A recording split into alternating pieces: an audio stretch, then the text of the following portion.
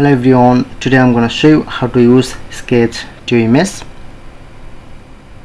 So simply open your photo gallery.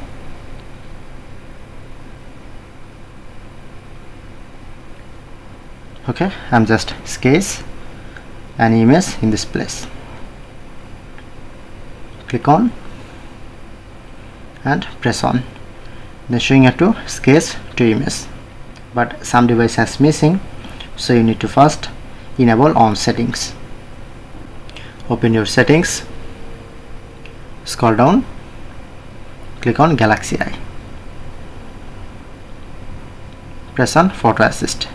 Make sure to turn on Photo Assist and make sure turn on this. Okay, when you set up, then you get this option. Press on to sketch image and draw anything.